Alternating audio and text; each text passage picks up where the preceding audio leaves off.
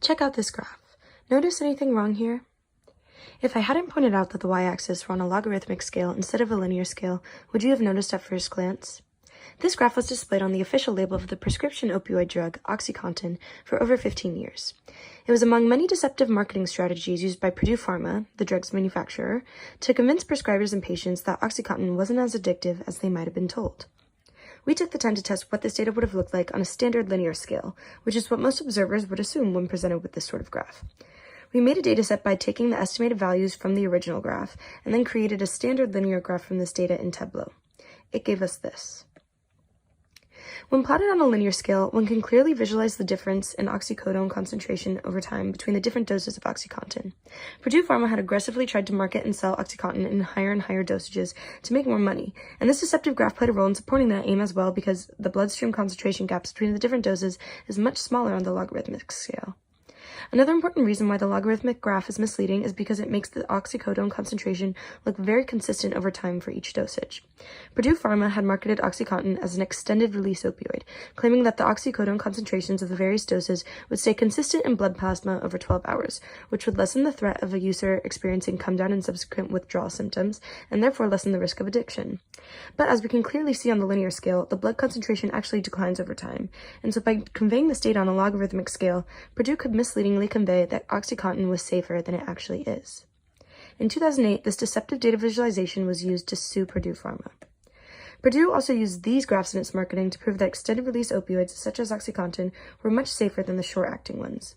What's wrong here is that there is simply no y-axis, so these graphs are just not based off of any explicit values. Years later, Purdue Pharma has been found guilty on multiple accounts for lying to the public about the dangers of opioids. The company is cited as the instigator of the opioid crisis. Misleading data visualizations are only a small part of the story, and so now it's time to learn about more of it.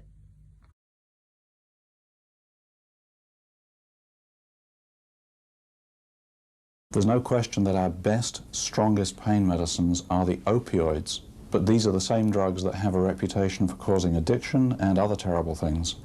Now, in fact, the rate of addiction amongst pain patients who are treated by doctors is much less than 1%. They don't wear out, they go on working, they do not have serious medical side effects. And so these drugs, which I repeat are our best, strongest pain medications, should be used much more than they are for patients in pain. The current opioid crisis, one of the worst public health disasters in the U.S., began in the 1990s due to changing attitudes that encouraged greater pain management. The crisis took off in 1996 because the prescription opioid OxyContin entered the market. The pharmaceutical company Purdue Pharma heavily promoted the drug and falsely advertised it to be less addictive than other opioids, which would be disproven years later.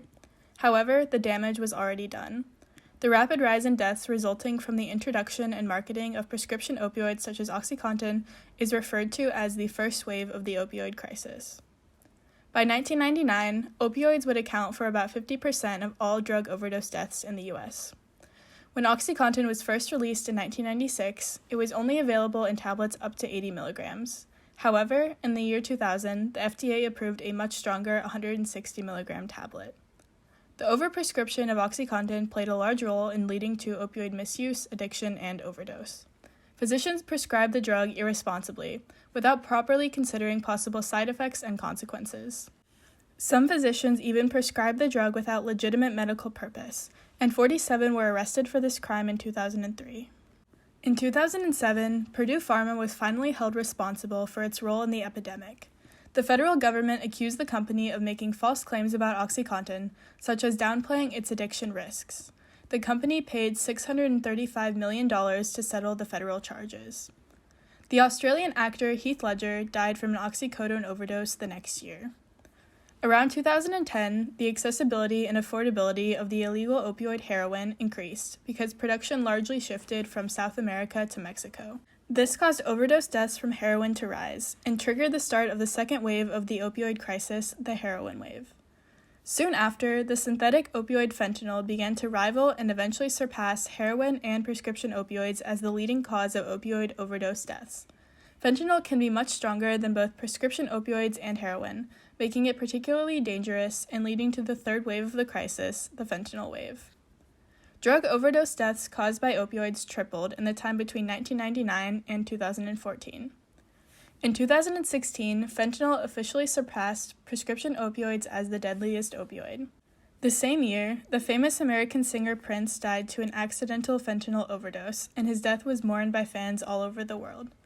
Despite overdose deaths rising for decades, it was only in 2017 that the U.S. government officially declared the opioid crisis to be a public health emergency. By 2020, opioid overdose deaths accounted for about 75% of all overdose deaths, and the total number of opioid overdose deaths had risen by 900% since 1999. The opioid crisis, unfortunately, is ongoing. Drug overdose deaths have only been rising, yet far too few Americans are educated on this topic.